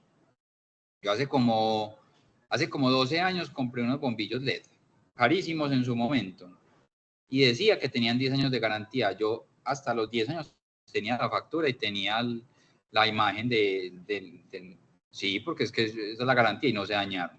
Y cambié todos las luminarias de la casa por LED hace 12 años y no se han dañado, ahí siguen funcionando. Igual. Lo más seguro es que de aquí a 3 años se me apagan todas. Igual cumplió lo que o ya libraron, sí. Claro, pero entonces mire que quién fue el que hizo el análisis de confiabilidad, quién le tiró números al asunto, el fabricante. El mantenedor se puso a hacer eso. Entonces hay que tener cuidado con lo que uno cree, lo que uno intuye, con lo que nos dicen los datos. Uno tiene que tomar decisiones informadas, basadas en datos, en análisis, ¿cierto? Que fue el ejemplo que hicimos la clase pasada con el tema del consumo energético versus producción. ¿Listo? Ahorita vamos a la curva de la bañera. Bueno, aquí nosotros tenemos el concepto que ya hemos mencionado y es el de indisponibilidad. Entonces, la indisponibilidad es 1 menos esa disponibilidad, ¿cierto? Un sistema tiene una disponibilidad del 95%, pues ¿cuánto es la indisponibilidad? El 5%. ¿Qué quiere decir eso? Ah, pues que el sistema está inactivo, indisponible el 5% del tiempo para operar cuando se requiere que opere. Bueno. Aquí pues hay un ejemplo, yo pues creo que está más que claro, las fórmulas es reemplazar cuando tenemos los datos, el problema es conseguir los datos, que eso es como el reto, ¿cierto? Pero están las fórmulas y uno puede calcular disponibilidad total, general, intrínseca, etc. Entonces les dejo pues este pequeño ejemplo como para que lo miren, lo revisen, lo analicen. Y lo que sí me parece importante es esto. Aquí yo tengo un problema. Un hospital tiene un sistema de resonador magnético con estos datos, estos parámetros, MTBF y MTTR. Calcula la disponibilidad intrínseca. Me da el 99%, ¿cierto? La tasa de fallos me da de 0.000833 fallas por hora. Aquí está por hora, por eso es tan chiquita. Si lo hiciéramos por año, de pronto el número empieza a cambiar. La indisponibilidad, si estaba disponible el 99% del tiempo, ¿cuánto está indisponible? El 1%, ¿cierto? Entonces uno dice, pero es que ese 1% me está costando dinero. Entonces, para mejorar el desempeño en este sistema, se toman algunas acciones de mantenimiento para mejorar esos indicadores y pasamos de 1.200 horas de tiempo medio entre fallas a 1.500 horas de tiempo medio entre fallas, haciendo preventivos. Y pasamos de 12 horas de tiempo para reparar a 8 horas para tiempo de reparar, capacitando al personal técnico y creando un inventario local de repuestos, porque esos repuestos son demorados, porque es un equipo raro, que hay que importarlos. Entonces, mire que son dos estrategias de mantenimiento simples que nos permiten mejorar el indicador. Entonces, hicimos esto, volvimos a medir, mejoramos el indicador. Analicemos entonces qué pasa. La disponibilidad subió del 99 al 99.5%.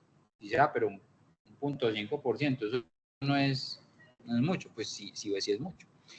Y nosotros teníamos un tiempo inactivo inicial de 10.000 horas por ese 0.01, eran 100 horas, y con este cambio pasamos a mejorarlo a 50 horas. Entonces, mire que ese 0.5% representa 50 horas de trabajo. ¿Cuántas resonancias puedo hacer en 50 horas? ¿Haciendo qué? Capacitando al técnico, teniendo repuestos ahí y mejorando mis mantenimientos. Y le aumenté la posibilidad de producir más. Esto es una producción de un servicio, pero permite producir más en términos monetarios en 50 horas, en este caso, pues, entre las 10.000 horas de operación que normalmente tiene, ¿cierto? Entonces, ¿qué pasa con la famosa curva de la bañera, que es como el gran hito, pues, que tiene la distribución de Weibull, ¿cierto? Esto es una referencia, y aquí claramente lo dice, clásica, para describir fallos en sistemas mecánicos simples. Pero lo que tenemos ahora en la industria no es un sistema mecánico simple. Tenemos robots, tenemos CNC, tenemos sistemas con materiales autorreparables, tenemos sistemas que ya son no inmunes, pero sí mejoraron mucho el tema de la corrosión. Entonces hay que empezar a cambiar ese paradigma. Yo les voy a enseñar lo clásico, porque esto no es un curso de Machine Learning ni mucho menos. Pero ya con las técnicas modernas y las investigaciones recientes que han dicho, no, esto funcionaba y funciona muy bien en sistemas clásicos. ¿Clásico qué? Compresores, bomba, un sistema de refrigeración convencional, pero ahora ya tenemos una caldera que ya no funciona con carbón, sino que funciona con ¿qué? Con hidrógeno, y es unas mezclas de hidrógeno con gas natural, unas cosas. Entonces, ¿ahí qué hacemos? Y el quemador ya no son dos electrodos que sacan chispitas, sino que es otra cosa rara. Entonces, ¿qué hacemos ahí? Hay que cambiar ese paradigma. Entonces, para que sepan, pues, que lo que estamos viendo es lo clásico.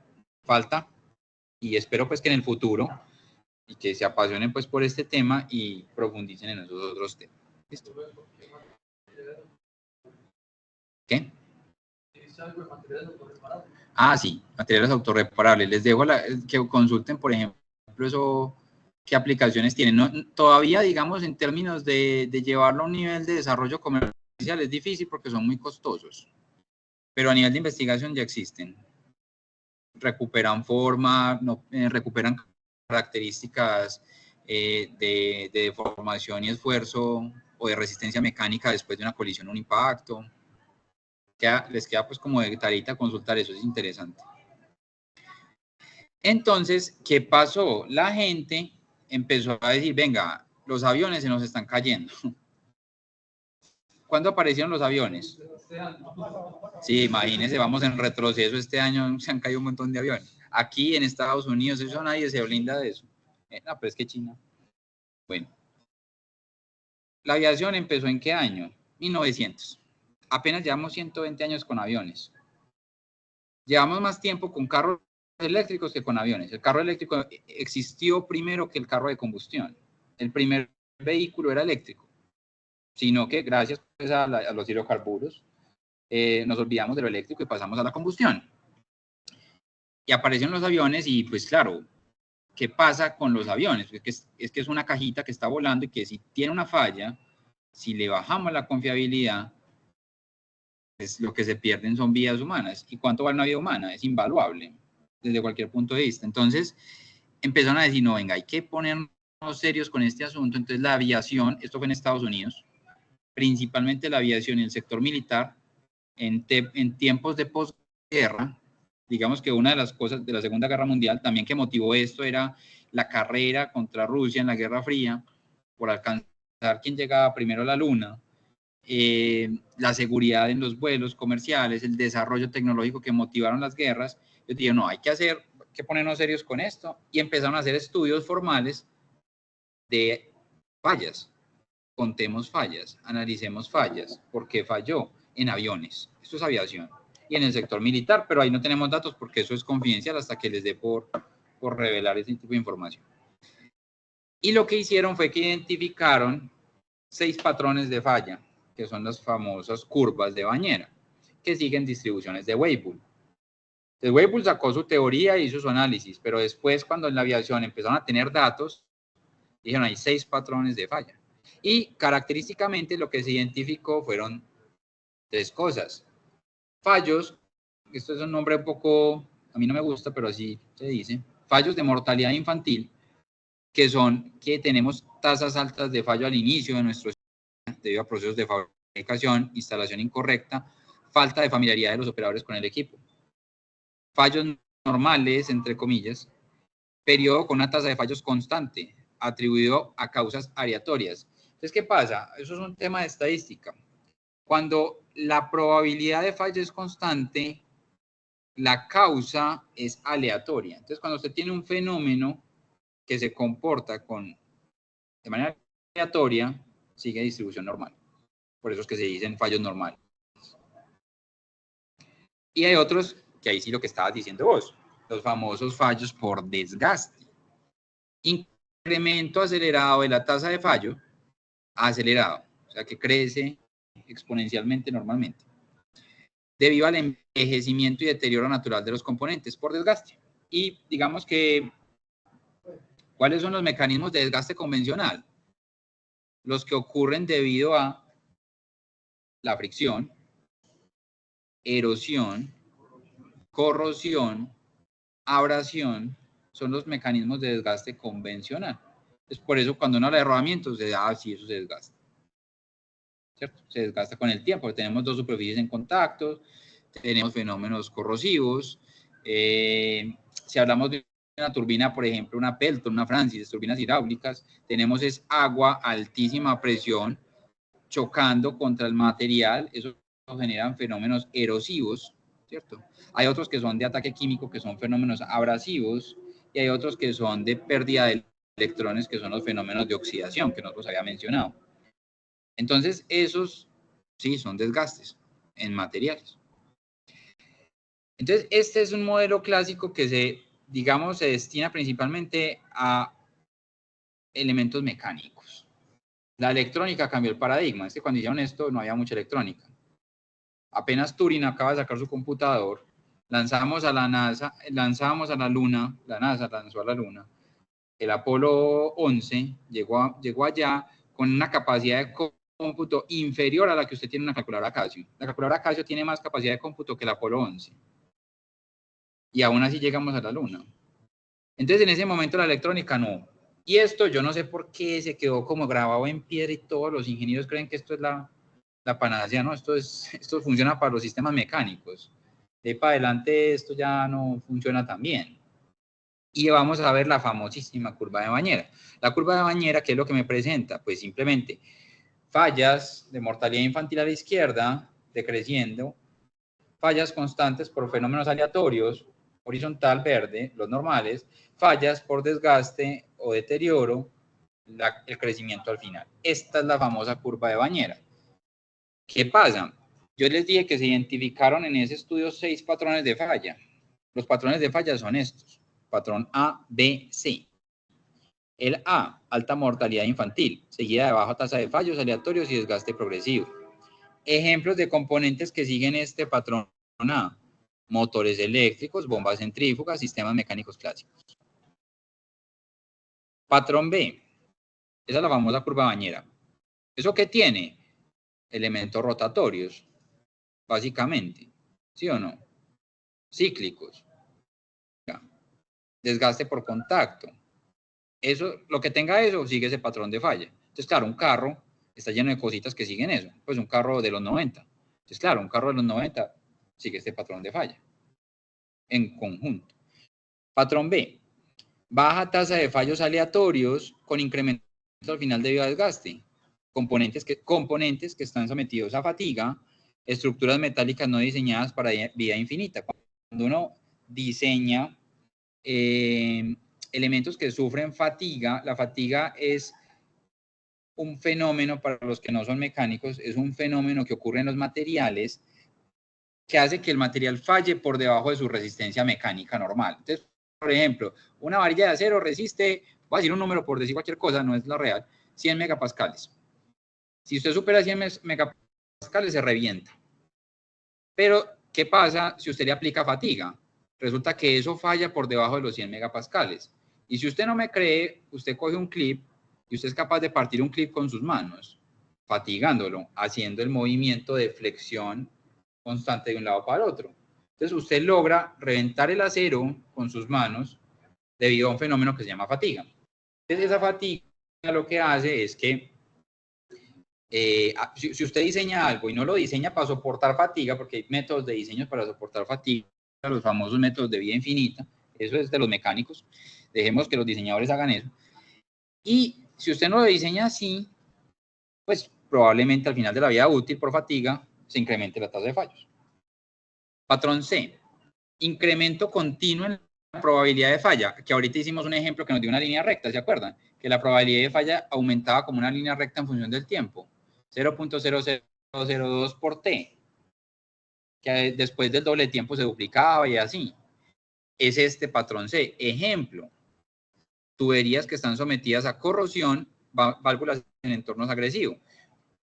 ¿Qué pasa con la tubería? Que cada que pasa el agua, se empieza a corroer.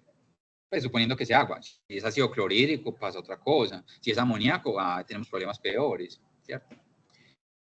Estos son los primeros 3 patrones de falla. Los segundos 3 patrones de falla. El patrón D, incremento rápido en la probabilidad de falla, seguido de un comportamiento de probabilidad aleatoria horizontal. Cuando la línea es horizontal, la probabilidad es aleatoria. Entonces, este patrón D es muy atípico realmente y, por ejemplo, le ocurre a sistemas electrónicos. Microprocesadores, sistemas electrónicos digitales complejos. Patrón E, fallos completamente aleatorios sin relación con la edad funcional. Es decir, la línea es horizontal. En cualquier momento puede fallar, es aleatorio. La probabilidad de fallar es aleatoria. Tasa de fallos constante, que fue el ejemplo que hicimos al principio, lambda constante, lambda igual a un número. Eso es cuando en la distribución de Weibull, que lo mencionamos, poníamos a beta igual a 1. Cuando beta vale 1, tenemos esa distribución de falla constante. Ejemplo, para que se sorprendan acá. Rodamientos bien diseñados. Entonces los rodamientos no fallan más al final. Los rodamientos fallan de forma aleatoria. Y no lo digo por intuición, no lo digo porque es que yo creo, lo digo porque la estadística y los datos históricos de fabricantes de rodamiento lo dicen. Patrón F, el último. Alta mortalidad infantil seguida de fallos aleatorios constantes. Entonces falla mucho al principio, falla menos al final, ¿cierto? En conclusión, tenemos 6 patrones de falla. Curva bañera clásica, desgaste por uso, el de fatiga, periodo de acostumbramiento, que llamamos, es como el periodo inicial de despeje, no falla al principio mucho, pero después empieza a fallar aleatorio, falla completamente aleatorio, como los rodamientos. Espero que aquí saquemos ese mensaje, los rodamientos no fallan más mientras más viejos estén. Y tenemos el de mortalidad infantil. Esos números que tenemos ahí, unos porcentajes, ¿qué creen que significan? Por ejemplo, patrón A, 4%, patrón B, 2%, patrón C, 5%. ¿Pero qué significará 5%? Exactamente. Ese fue el resultado de la investigación por allá en la aviación militar que sacó estas famosas curvas de bañera que uno lo sigue copiando y pegando como si eso fuera tallado en piedra. Con un análisis estadístico que hizo por ahí, que hicieron antes de los 90. Esto hay que actualizarlo. Hay que actualizarlo a los equipos ahora. ¿Qué pasa en una banda transportadora que está automatizada? En un tren magnético que levita. ¿Qué pasa, por ejemplo, con ese montón de circuitos electrónicos que tiene un robot? ¿Qué pasa en una CNC?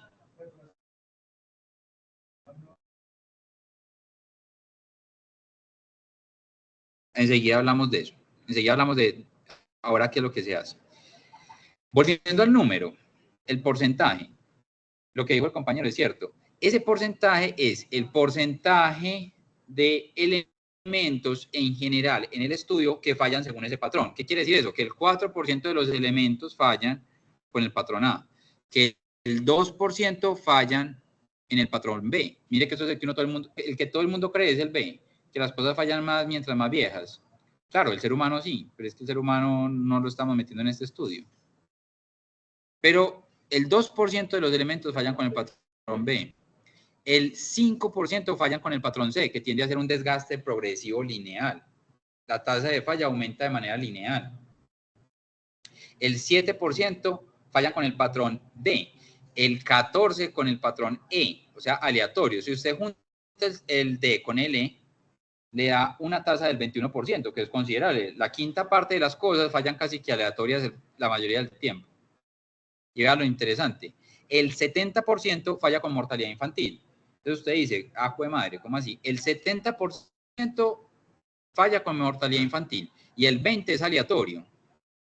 Entonces lo que usted tiene que pensar, si usted no se quiere poner a pensar en esto, usted ya, bueno, si el 20% falla aleatorio, pues no puedo hacer nada para prevenirlo. Espero que falle y cuando falle lo arreglo. Ya solucioné el 20% de los problemas. ¿Y qué pasa con la mortalidad infantil? Hay que preguntarnos por qué aparece la mortalidad infantil. ¿Qué creen que pasa con la mortalidad infantil? ¿Cuál será la razón de que el 70% de los elementos componentes activos fallen según esta probabilidad? Diseño, montaje, puesta a punto. Son los 3 elementos. Exactamente. Entonces, miren, el patrón F, que es el 70% de las fallas, de los equipos fallan con ese patrón. El problema somos nosotros los seres humanos, porque ¿quién diseña? Nosotros. ¿quién lo pone a punto? Nosotros. ¿Quién lo instalamos? Nosotros. Entonces, esa mortalidad infantil, la mayoría de las veces se debe a temas de instalación. Diseño no tanto, ya en esta época no, porque ya tenemos software de diseño, tenemos ANSYS que nos simula elementos finitos, tenemos, bueno, muchos otros, para no decir pues una marca, eso es una marca comercial. Ya tenemos elementos finitos, poder de computación, ¿cierto? ¿Sí o no?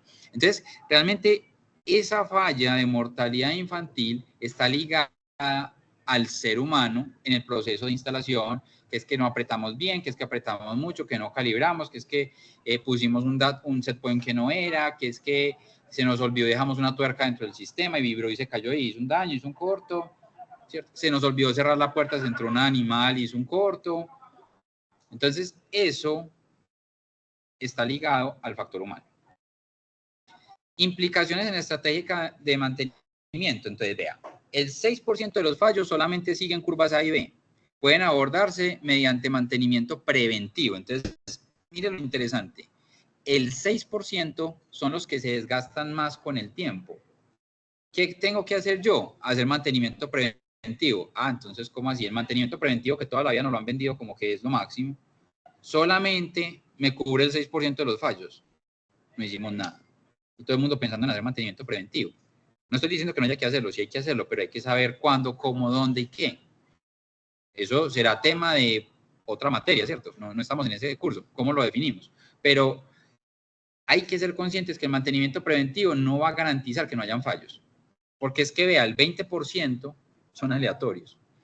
El 94%, debido a su alta componente de aleatoriedad o patrones específicos como el de la mortalidad infantil, requieren enfoques más avanzados como el mantenimiento basado en condiciones, el CBM, o lo que conocemos como mantenimiento predictivo y que desafortunadamente es el que menos hacemos en Colombia. El que más hacemos en Colombia es el reactivo, reparar cuando falle, y luego apaga incendios que decimos acá, y luego ¿qué sigue? El mantenimiento preventivo, que solamente cubre el 6% de las fallas, no hacemos mayor cosa. ¿Y cuando hacemos predictivo? Casi nunca. Hay que empezar a cambiar ese chip. El predictivo es monitoreo de condición. Monitoreo de condición. Bueno. CBM no tiene predicción futura, ¿sí? CBM es mantenimiento basado en condición. Usted le analiza cómo está la condición, hace una... Sí, claro. Sí, uno hace predicciones. El predictivo es con base a anteriores. Te voy a decir una cosa, el mantenimiento basado en condición es mantenimiento predictivo, es lo mismo, sino que es que le dicen mantenimiento predictivo a un conjunto de técnicas, entre comillas, especializadas con equipos, entre comillas, sofisticados. Termografía, vibraciones, ultrasonido, partículas magnéticas, corrientes de Eddy, todo, líquidos penetrantes, boroscopía, a eso normalmente le hemos dicho mantenimiento predictivo, pero todo eso son las herramientas para hacer mantenimiento basado en condición, que nos permiten anticiparnos a la falla evaluando los síntomas. Hay una curva en mantenimiento predictivo que se llama la curva PF, curva de intervalo PF, que me dice a mí cuánto tiempo antes me puedo anticipar al fallo según el síntoma. Cuando usted tiene fiebre, usted le va a dar gripa, un resfriado.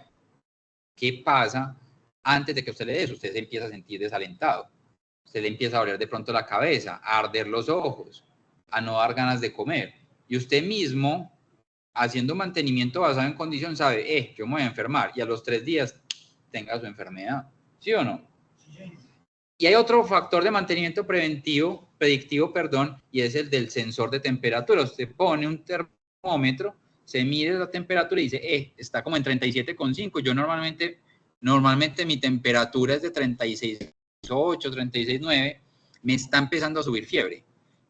2 técnicas diferentes. Una, la autopercepción de cómo está su estado de salud. 2, técnica predictiva, monitoreo basado en condición de temperatura. ¿Cuál de las 2 le anticipa más rápido la falla? Entendiendo falla como que se enfermó. La que usted es capaz de sentirse solo. Entonces pasa lo mismo con las otras técnicas. Usted puede hacer termografía, pero usted hace termografía, usted ve el punto caliente, pues ya eso está hace rato. Hace rato estamos ahí con una sobrecorriente en un circuito. Si está caliente es porque hay sobrecorriente por efecto Joule. Así de sencillo. Entonces, claro, el de temperatura ya me dice que 2 días antes de que eso colapse. Mientras que el de ultrasonido, vibraciones, me puedan anunciar meses antes. Entonces hay técnicas, que esto no es un curso pues de predictivo, pero hay técnicas que me permiten adelantarme a mí a esa condición, a esa falla. Bueno, denme un segundo, yo paro aquí la grabación, por favor. No me diga que no estamos grabando. Sí.